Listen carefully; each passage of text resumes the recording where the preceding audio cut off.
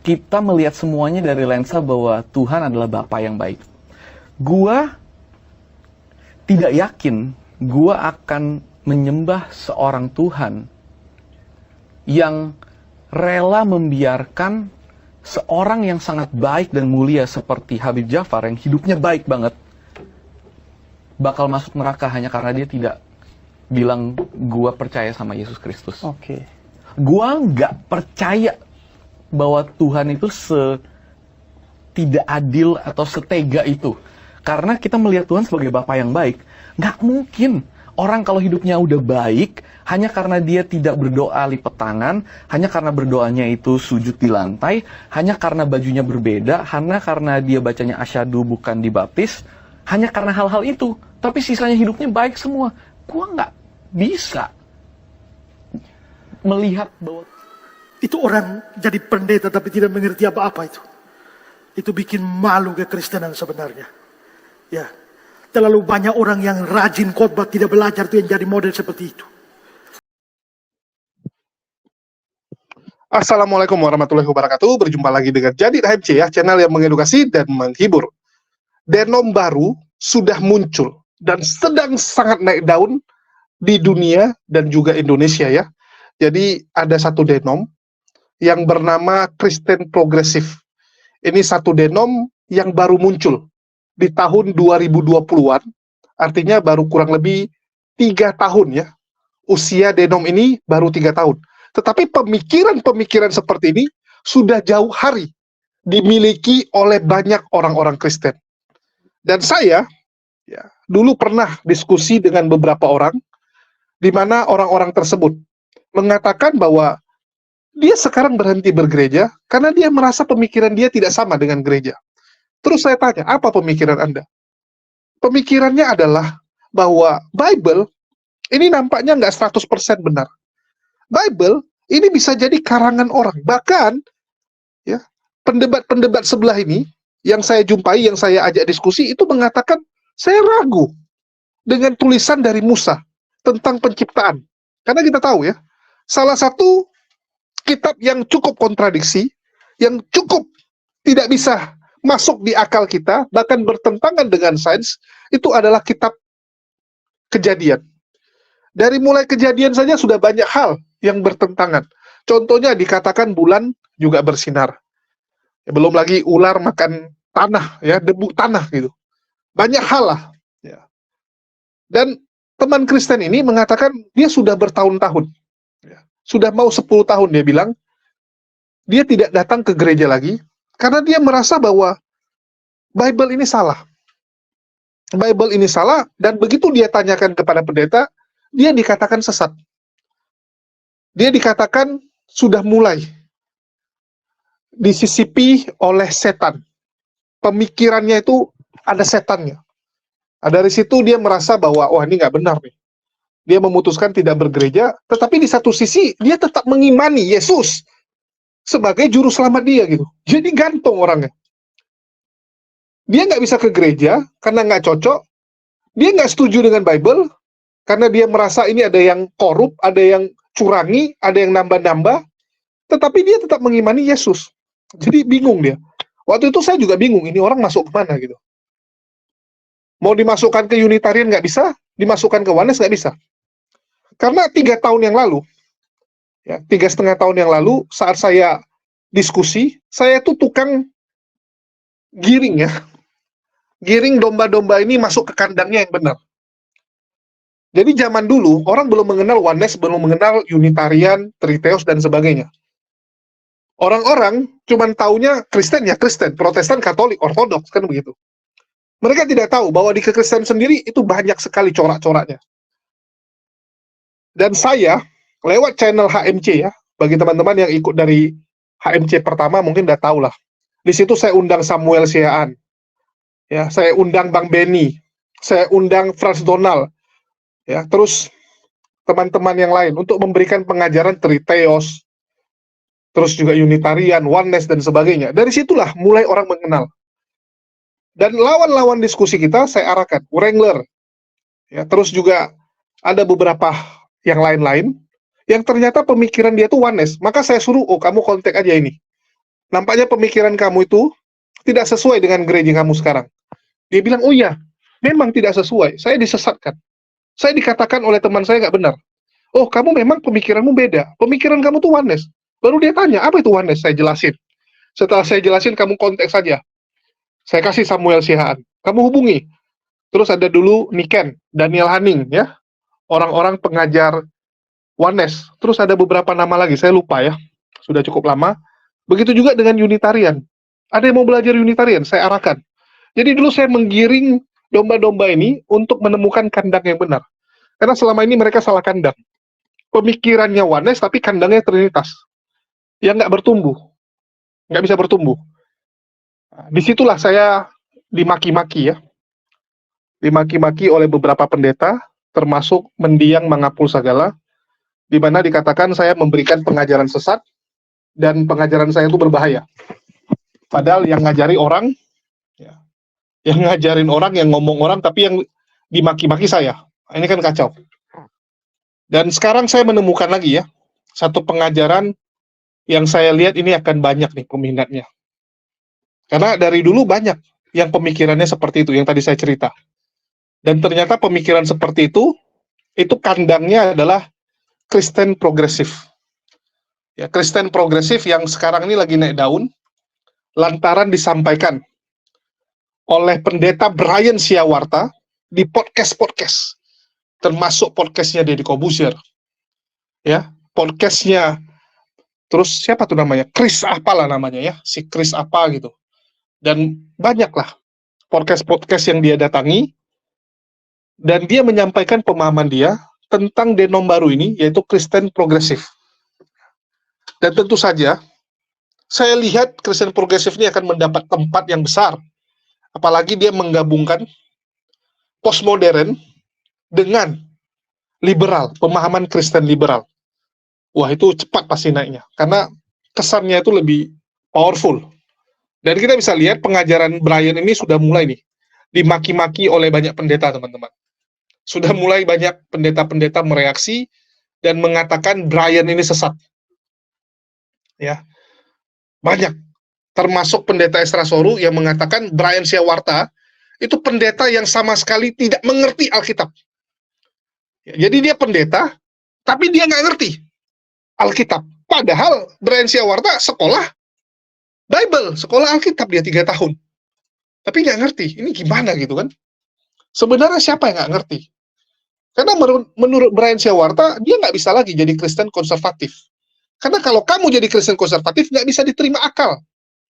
Pemahaman itu gagal untuk diterima oleh akal, nggak bisa. Ya, nggak bisa diterima, teman-teman. Sehingga mau nggak mau harus ada perubahan. Harus ada perubahan, teman-teman. Oke, kita nggak usah lama-lama, nanti kepanjangan video ini. Ya, kita akan tampilkan dulu pandangan Kristen. Ya, progresif itu seperti apa? Rangkumannya saja. Bagi teman-teman yang mau lihat gambaran besarnya, silakan dicek di konten kita sebelumnya.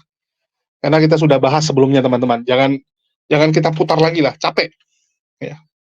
Jadi biasakan teman-teman itu kalau yang tiba-tiba baru masuk, ya baru ngikut channel ini, silakan cek di konten kita sebelumnya supaya kalian tahu apa yang sedang kita bahas, karena semua pengajaran kita ini pengajaran yang berkelanjutan. Semua informasi kita informasi yang berkelanjutan. Jadi teman-teman silakan tonton. Kita sudah bahas di sini Kristen progresif pendeta Brian ya. Percaya Bible itu salah. Bible itu kontradiksi. Dan sudah tidak sesuai dengan zaman. Oke, kita akan tampilkan rangkumannya, dan kita akan tampilkan komplainan dari pendeta Ezra Soru. Nanti kita tanggapi pendeta Ezra Soru, dan kita kasih nampak fakta-fakta yang mengejutkan lainnya ya. Fakta yang lebih luar biasa heboh. Oke, kita saksikan dulu. Di dalam perjanjian lama, Allah yang memberikan perintah untuk Yom Kippur dengan seluruh seremonial. Dan itu bayang-bayang Kristus penggenapnya. Saudara, di dalam perjanjian lama tidak boleh ada satu orang pun melakukan ritual Yom Kippur. Hanya imam besar. Satu-satunya, tidak ada yang lain.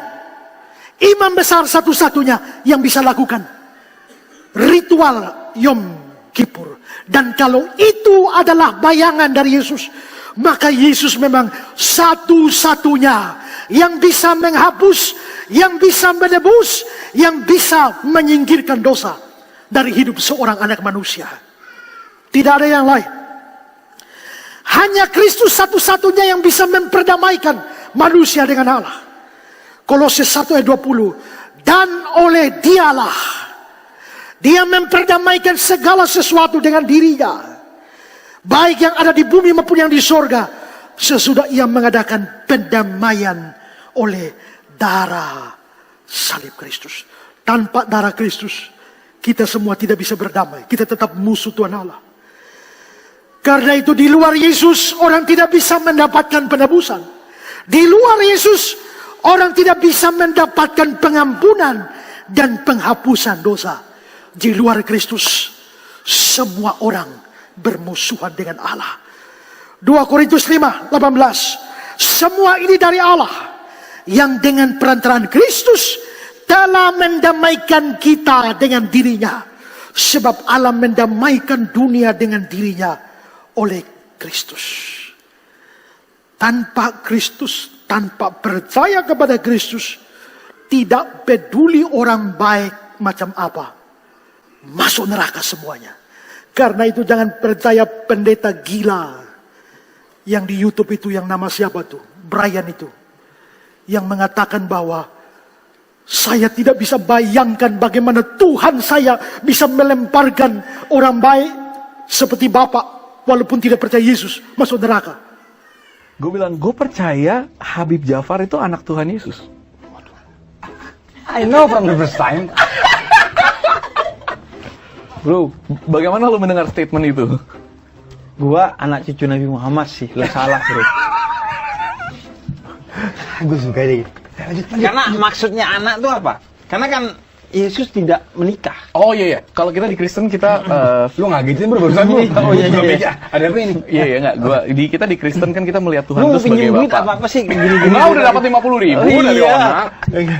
Maksud gue gini. Jadi anak maksudnya apa? Cara pikir Kristen progresif itu kita melihat semuanya dari lensa bahwa Tuhan adalah Bapa yang baik.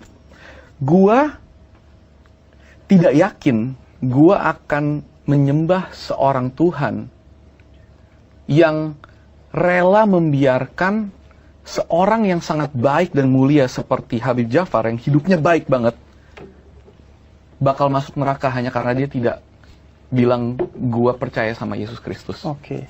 Gua nggak percaya bahwa Tuhan itu tidak adil atau setega itu. Karena kita melihat Tuhan sebagai Bapa yang baik.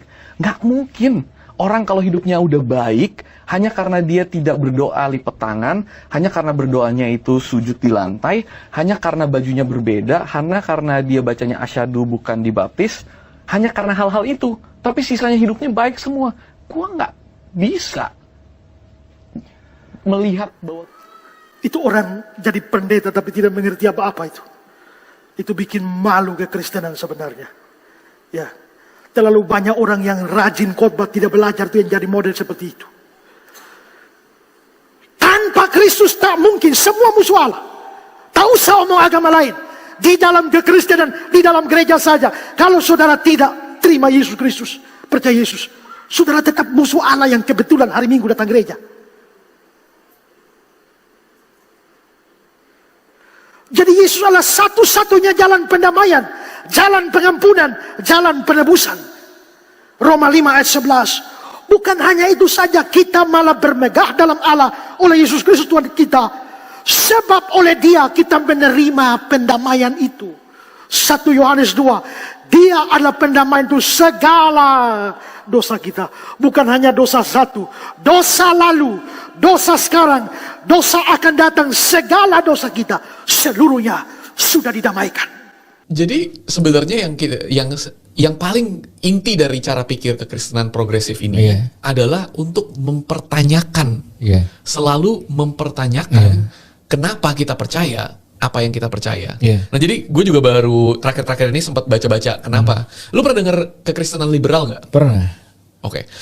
Kekristenan progresif ini tuh adalah bentuk terbaru dari kekristenan liberal. Nah, kekristenan liberal ini setelah gue cari tahu juga ternyata bukan yang kayak gue kira. Gue kira namanya Kristen liberal itu karena ini orang Kristen tapi pengen dosa-dosa seenak-enaknya, jadi gaya hidupnya pergaulan bebas, jadi namanya liberal kan. Ternyata bukan itu, bro. Jadi kekristenan liberal itu sejarahnya itu dimulai di abad 18 sampai 19. Pada saat kalau bahasanya tuh Enlightenment era, apa sih? Yang Enlightenment era itu era di dunia yang pada saat mereka mulai science, ilmu pengetahuan itu mulai naik. Jadi tahun 17, abad 17, 18, 19, ilmu pengetahuan naik dan orang itu secara umum hidupnya nggak terlalu superstitious, nggak terlalu tahayul. Ini gerakan dari barat ya. Jadi muncullah nama-nama ilmuwan-ilmuwan yang terkenal. Mereka semua beralih dari zaman sebelum Enlightenment era itu adalah zaman gereja, yang dikit-dikit semuanya gereja, kalau lu sakit karena roh jahat gitu. Nah, pergerakan 100-200 tahun itu masuk ke ilmu pengetahuan. Nah, di zaman itu muncul yang namanya kekristenan liberal. Kalau di sini bacanya adalah definisi kekristenan liberal tuh adalah interpretasi kekristenan, pengajaran Kristen yang mana memasukkan atau mengedepankan sains dan etika. Jadi mereka gerakan Kristen liberal di waktu itu memikirkan ulang apa yang mereka percaya tentang iman mereka, tapi harus masuk akal. Nggak boleh nggak masuk akal, dan harus etis. Kalau dulu kan selalu bilangnya boleh nggak boleh, orang tersiksa gue nggak mau tahu, pokoknya kagak boleh aja, gitu kan. Dan ini jadi ilmu pengetahuan itu digabungkan. Ini menarik banget karena kita kan sering ngobrol sama si Ezra kan. Kalau Yahudi itu Sephardi, itu juga ternyata seperti itu. Mereka tidak boleh bertentangan dengan ilmu pengetahuan. Jadi contohnya kita gali ada tulang dinosaurus. Lu nggak bisa bilang Alkitab nggak ada dinosaurus. Maksudnya ya di Alkitab mungkin tidak tertulis. Tapi nggak bisa hanya karena lu iman Kristen terus lu bilang nggak ada dinosaurus, orang tulangnya ada gitu kan. Nah, jadi kekristenan liberal itu dimulai dari waktu itu. Dari situ aja gue udah kayak wah suka nih. Jadi ibarat kata ini iman Kristen yang make sense. Kalau nonsense udah lupain aja gitu kan. Jadi penginjilan orang mati itu make sense gak? Nonsense udah lupain aja gitu kan. Diinterpretasi ulang. Sampai satu titik yang paling baru itu di tahun 2000 ini, 2001 abad 21 ya. Yaitu interpretasi kekristenan dimasukin postmodernism. Postmodernism itu cara kita berpikir di hari ini nih. Keluarlah yang namanya kekristenan progresif. Jadi cara pikirnya sederhana. Pertama adalah kita selalu mempertanyakan semua yang dibilang kebenaran. Kita harus pertanyain. Dan bukan cuma itu, tapi yang bentuk utama kekristenan progresif adalah yang paling diangkat paling tinggi itu bukan Alkitab. Kalau yang tradisional itu kan Alkitab, apa aja yang tertulis di sini Alkitab disembah. Kekristenan progresif, dan ini termasuknya mulai di yang gue percaya ya. Gue tidak percaya, dan ini akan disebut sesat oleh banyak orang Kristen. Gue tidak percaya bahwa Alkitab nggak pernah salah. Kekristenan umum itu percaya yang namanya inerrancy of Bible, artinya Alkitab tuh nggak mungkin salah. Kalau dia bilang bumi diciptakan 6 hari, ya 6 hari. Tapi ternyata bro, pada saat gue cari tahu, Alkitab tuh bahkan dia bukan cuma kita nggak ngomong salah benar, dia sering mengkontradiksi dirinya sendiri. Kita ambil yang lebih sederhana, kita jabarin ya. Contoh, pernikahan itu antara apa? Pernikahan antara coba lu pernikahan antara antara pria dan wanita. Satu pria satu wanita, betul? Satu pria satu wanita. Bukan pernikahan. Berarti salah itu kan? Enggak selain itu. Kan? Iya. Kalau dua cowok yang nikah nggak bisa dong. Nggak bisa. Dua cewek nggak bisa. Nggak bisa. Satu cowok dua cewek nggak bisa. Nggak bisa kan? Iya. Itu kita percaya kan? Iya kan? Kita percaya semua yang berhubungan dengan itu divorce nggak boleh. Bahkan ada yang beberapa cara pikir yang walaupun lu udah divorce secara hukum, tapi di mata Tuhan lu akan selamanya menjadi suami istri, ada kan? Oke. Kita ambil itu ya.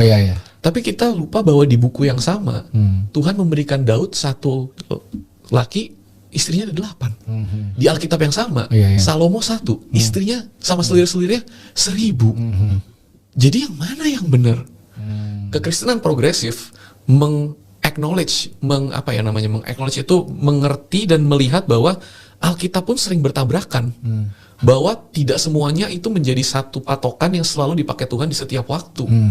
Dan artinya semua itu kita harus melihat buku itu sebagai buku yang mungkin diinspirasi oleh Tuhan, tapi ditulis oleh manusia dan tidak bisa menjadi patokan hitam putih kayak kunci surga itu bukan di dalam buku yang namanya Alkitab. Tapi semuanya bisa ditafsirkan secara progresif. Progresif artinya selalu diperbaharui. Jadi hari ini pun kita bisa mempertanyakan berlaku atau enggak, beneran seperti itu atau enggak. Mantap, mantap. Bagus sekali infonya ya Julius. Julius ini emang jago nyari info, terutama mengenai yang di sebelah gitu. Dan apa ya? Ya sebelum aku lanjut ke pembahasan, sekali lagi aku ucapkan selamat atas lahirnya denom baru di Indonesia bagi kawan-kawan Kristen ya. Denomnya Kristen progresif ya, maju terus Pendeta Brian Syawarta gitu, karena mengedepankan akal walaupun telat sekitar 2200-an tahun, enggak 2000-an tahun, cuma nggak apa-apa gitu, lebih baik telat daripada terlambat gitu ya. Jadi aku mau menanggapi sekarang. Pertama tadi udah dibahas Julius, aku bahas lagi ya mengenai Kristen progresif. Biblos itu bukanlah patokan utama. Nah, ini aku terdiam karena kayak mana ini Kristen mayoritas menanggapi Kristen progresif ini. Kitab suci bukan patokan utama. Waduh, mantap gitu. Jadi patokan utamanya apa? Zaman ya, kalau kita bisa lihat secara tersirat ya. Bagus. Ya, kita toleransiin saja. Lalu kemudian Kristen progresif juga mengakui bahwa biblos mereka itu tidak pernah salah gitu. Jadi ada salah-salahnya dan juga kontradiksi katanya. Dan dia mengambil contoh bahwa pernikahan itu satu wanita, satu pria. Tapi Daud sama Salomo istrinya banyak, nah gitu. Di sini aku mau koreksi sebenarnya Pak Pendeta Brian Syawarta ya, mengenai pernikahan itu hanya satu pria dan satu wanita, itu tidak ada hukum perintah keharusannya, itu datang dari tafsiran itu gitu. Tapi kalau kita lihat secara kenyataan kehidupan nabi-nabi, memang ada beberapa faktanya yang mempunyai istri lebih dari satu, dan itulah fakta dan itulah tradisinya nabi-nabi gitu loh.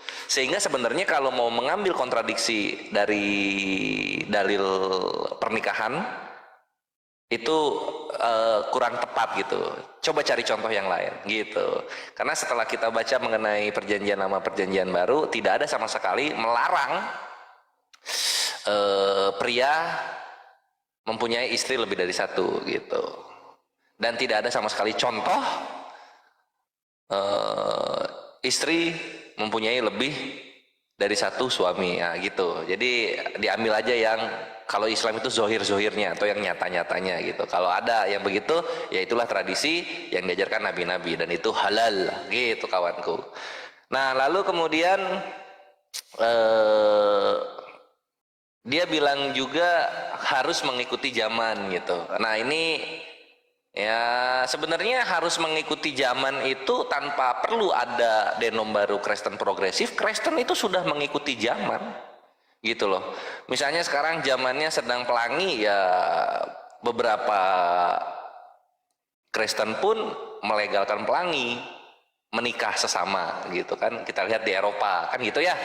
Gitu, jadi nggak perlu itu kalau untuk progresif kalau cuma mengikuti zaman doang gitu.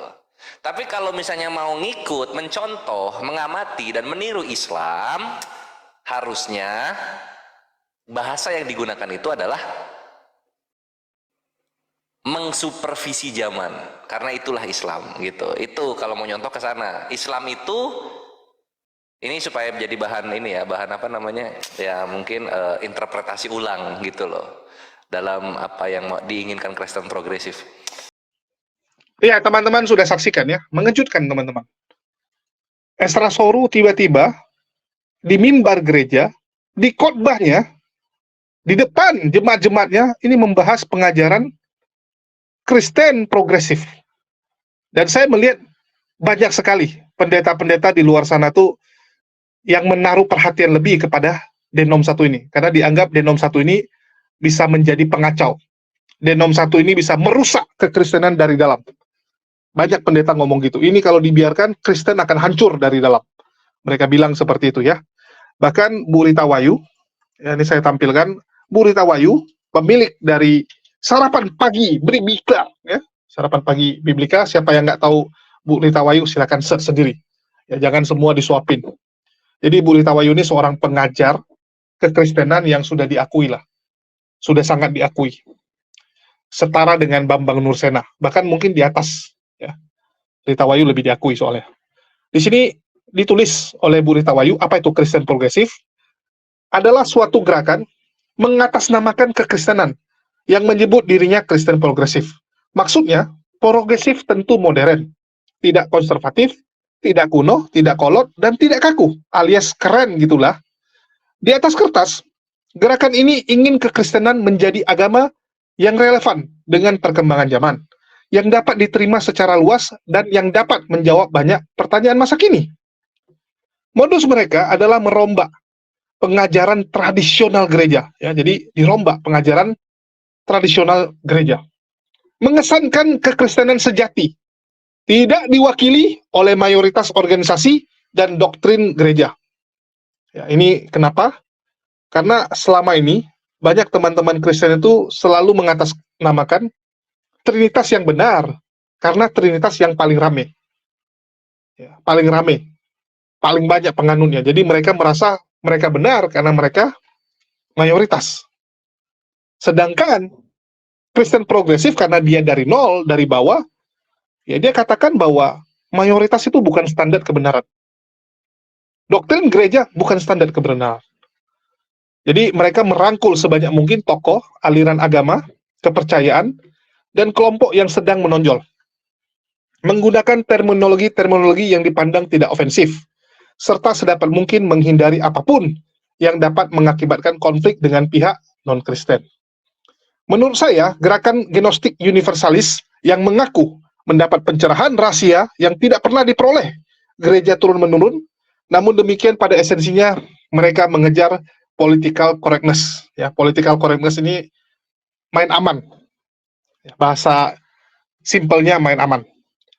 Fokus mereka lebih pada penerimaan sosial, harmonisasi, dan memenuhi kepentingan-kepentingan pribadi daripada keselamatan kekal orang-orang.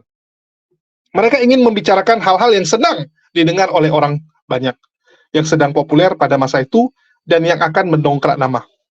Saya tidak yakin mereka peduli apakah orang selamat atau binasa. Mengapa? Karena ajaran mereka yang menitik beratkan pada kasih dan tindakan mengasihi akan menjadi kabur, samar, dan tidak jelas batasannya. Apakah standarnya seorang disebut baik dan mengasihi hingga ia dapat memperoleh keselamatan tanpa perlu mendeklarasikan iman personal kepada Yesus Kristus dan tanpa afiliasi pada organisasi gereja? Tidak jelas.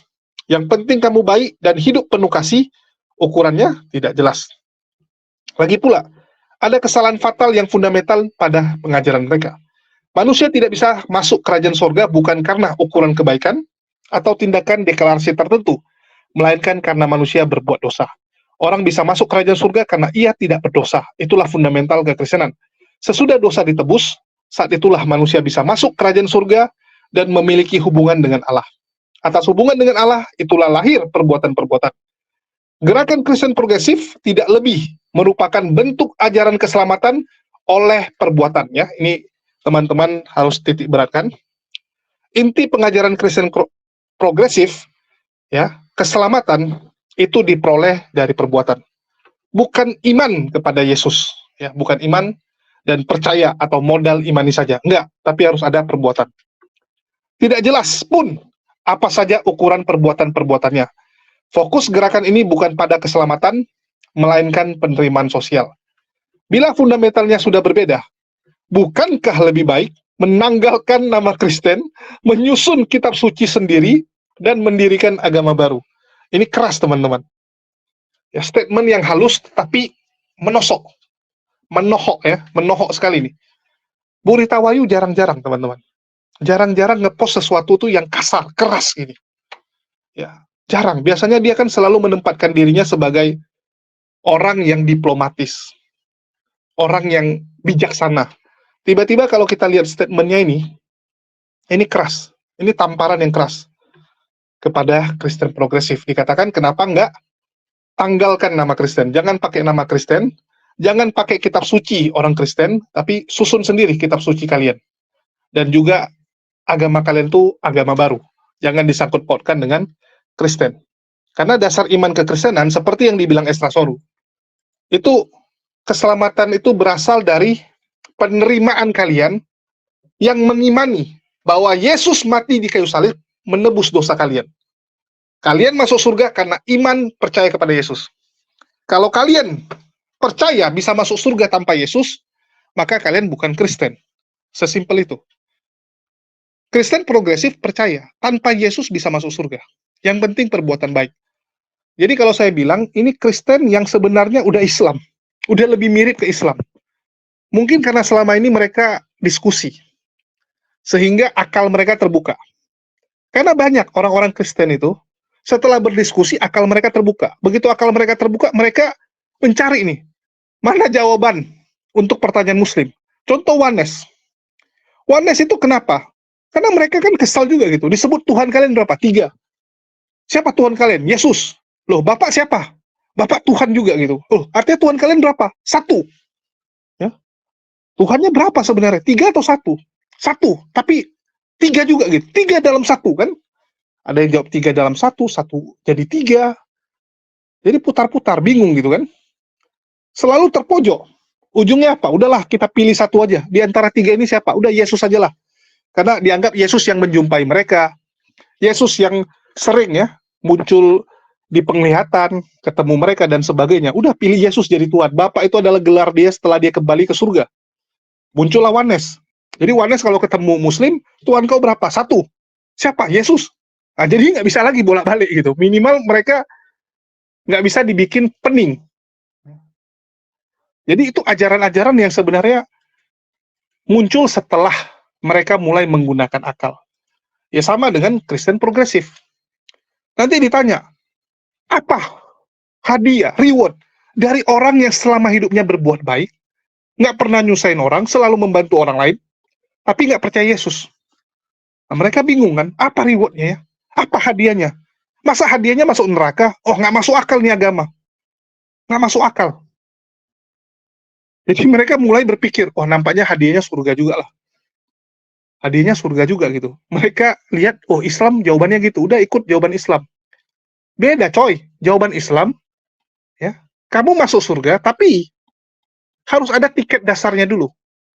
Yaitu ikrar syahadat. Harus Islam dulu gitu. Islam itu tiket masuk, tiket ikut ujian. Baru untuk lolos ujian, baru kamu harus bisa jawab. Jawabnya dengan perbuatan baik kamu. Kan begitu. Jadi ini adalah Kristen yang sebenarnya mulai belajar, mulai menggunakan akal. Seperti dibilang kan, harus pakai akal. Jadi jangan modal imani saja. Tapi harus pertanyakan, harus cari tahu. Jangan modal terima begitu saja doktrin itu. Nah, itu plusnya sih. Itu bagusnya dari Kristen yang satu ini. Tapi yang jadi problem, ya, yang jadi problem apa teman-teman? Itu akan menentang kekristenan yang lain. Tentu saja ini akan dimaki-maki habis-habisan. Pasti akan dimaki. Dan saya sudah lihat ya, ini mulai banyak nih. Mulai banyak Kristen-Kristen tuh yang marah. Ya, ini nanti kita akan bahas lagi juga. Bagaimana Mel Atok juga udah mulai tanggapi, teman-teman. Ya, Mel Atok juga tanggapi, belum lagi pendeta-pendeta di luar sana yang saya rasa juga, ya semua akan tanggapi. Ini ya, tanggapan keras, tegas pendeta Mel Atok terhadap ajaran kacau. Ya, ajaran kacau dibilang. Jadi ini udah dari 1 tahun yang lalu. Jadi memang Brian ini udah mulai dapat panggung lah. Saya katakan udah mulai dapat panggung. Kalau tahun lalu nggak gitu banyak yang lihat, ya nggak banyak yang lihat. Tiba-tiba ini sekarang banyak sekali yang mata itu tersorot kepada dia. Dan kita harus akui bahwa Kristen yang sudah menggunakan akal itu jauh lebih baik daripada Kristen yang hanya modal iman. Kalau kita bandingkan dengan pendebat-pendebat Kristen konservatif, saat kita bilang, sejak kapan ada ajaran yang membatasi orang cuma boleh menikah 1? Mana dalilnya? Nggak ada. Itu kan hasil tafsir. Tafsir dari kalian sendiri gitu. Kalau kita lihat faktanya. Faktanya apa? Daud istrinya banyak, Salomo istrinya banyak, Abraham istrinya banyak, ya. Terus siapa lagi? Yakub. Banyak semua orang gitu. Nabi-nabi terdahulu istrinya banyak. Apakah pernah dihukum? Nggak ada satupun nabi dihukum gara-gara istrinya banyak. Silakan cek. Orang-orang yang bisa komunikasi langsung dengan Allah di perjanjian lama, ada nggak satu orang aja yang dihukum gara-gara istrinya banyak? Diketokin kepalanya, "Oi, istri kok banyak kali?" Nggak ada, teman-teman. Nggak ada ya. Bahkan Yesus itu hadir karena ada poligami. Kalau nggak ada poligami, nggak ada Yesus. Kalau Daud tidak mengintip, tidak mengambil Berseba, nggak lahir itu Yesus. Ya, nggak lahir. Nggak lahir Tuhannya teman-teman Kristen. Jadi, udahlah. Coba kalian pikirkan baik-baik. Ya. Pikirkan baik-baik, pikirkan dengan benar. Jangan istilahnya, udahlah pokoknya kalau pendeta saya bilang si Brian ini sesat, maka sesatlah dia. Enggak, teman-teman. Brian ini sudah mulai menggunakan akal, jadi ada bagusnya gitu. Biasanya orang kalau sudah mulai menggunakan akal, pilihannya cuma dua nanti. Pilihannya cuma dua. Jadi keluar dari Kristen, jadi agnostik atau ateis, atau mualaf. Biasanya pilihannya itu. Jadi nggak beragama, atau malah jadi mualaf. Biasanya salah satu. Kita lihatlah kemana perginya teman-teman Kristen nanti. Setelah menggunakan akal, seperti yang diajarkan oleh pendeta Brian ini. Kita harap, ya arahnya ke Islam lah. Lebih bagus ke situ. Artinya kalian sudah tersadarkan. Ya, kalian terselamatkan. Kalian tercerahkan. Karena memang jawaban-jawaban itu hanya ada di Islam. Berapa batasan nikah, aturan-aturan hidup, kemana orang akan pergi, apa reward bagi orang kafir yang berbuat baik. Jelas, orang yang berbuat baik, tapi dia kafir, dia akan dapat balasan di dunia. Di Islam jelas semua. Tidak ada satupun pertanyaan kalian, kebingungan kalian yang tidak bisa dijawab di Islam. Silakan dicoba. Tapi gunakan akal ya. Jangan gunakan doktrin. Kalau kalian cuma bawa doktrin kebencian kepada Islam, ya nggak akan ketemu. Nggak akan ketemu. Ya, mohon maaf saya sampaikan. Oke, mungkin itu aja yang bisa saya sampaikan. Dan sedikit info ya. Bagi teman-teman, kemarin saya ada ngomong di konten sebelumnya. Ya, saya ada ngomong bahwa saya akan reaksi tentang Kristen progresif ini dengan teman-teman yang lain. Dengan Uniriva, dengan Kores. Ya. Dan saya tidak taruh di channel HMC ini. Jadid, sorry. Saya tidak taruh di Jadid HMC. Tapi saya taruh di channel satu lagi. Ini sekaligus pemaksaan orang subscribe sih sebenarnya ya. Jadi bagi teman-teman silakan cek di komunitas saya. Kalau susah kalian temukan di mode pencarian. Karena kalau dicari kadang-kadang susah. Masih channelnya kecil soalnya. Channelnya masih kecil jadi susah dicari. Ya kalian cari di komunitas, ini namanya Mualaf Reaction ya. Nah, ini nama channelnya Mualaf Reaction. Yang ada gambar singanya, jangan salah. Yang ada logo singanya. Silakan cek di sini, saya akan taruh di sini. Saya akan taruh. Ini belum, mohon maaf belum ya. Bentar lagi loading diedit. Tetapi setelah kalian nonton video Jadid ini sudah ada. Ya, setelah selesai Jadid HMC ini, kalian silakan cek di Mualaf Reaction sudah ada. Sudah ada saya taruh ya. Oke, terus bagi teman-teman ya jangan lupa juga tunggu ya. Kita juga punya satu channel lagi. Ini saya dengan Uniriva sebenarnya kemarin ada buat channel. Mohon dukungannya juga, masih kurang subscriber. Ya. Ini nama channelnya. Uniriva Menjawab. Kalian tinggal search namanya Uniriva Menjawab dan di-subscribe. Ya, tolong dibantu di-subscribe seperti ini dan diaktifkan loncengnya. Oke? Supaya nggak ketinggalan konten-konten terbaru dari channel ini. Mantap. Ya, jadi semua jawaban-jawaban atas pertanyaan-pertanyaan dan fitnah-fitnahan Polycardos dan berita-berita terbaru itu kita akan reaksi semua. Dan memang setiap channel punya style masing-masing. Punya style masing-masing ya. Kalau Jadid ini bisa dibilang lebih ke arah saya. Kalau Mualaf Reaction itu kita pertontonkan Polycardos saling berantem. Terus juga jawaban-jawaban dari teman-teman yang lain termasuk Kores, Ya, terus teman-teman yang lain, kalau di Rifah menjawab, ya lebih banyak Unirifahnya sih. Fokusnya ke Unirifah dalam menjawab syubhat-syubhat. Ya, jadi beda di situ. Mungkin itu aja yang bisa saya sampaikan. Makasih buat teman-teman semua. Dan buat Kristen progresif, semangat. Semangat dan semangat ya. Kalian bisa, saya lihat kalian berpotensi untuk menggantikan denom-denom Kristen lain. Bahkan saya lihat kalian bisa jadi nomor 1 nih, ngalahin karismatik. Bisa ngalahin karismatik kalau seperti ini terus. Jadi terus bersemangat untuk melawan yang lain. Semoga kalian jadi Kristen mayoritas di antara Kristen yang lain. Oke, begitu aja dari saya. Makasih buat semuanya. Di akhir kata saya ucapkan, wassalamualaikum warahmatullahi wabarakatuh. Sampai jumpa di lain kesempatan.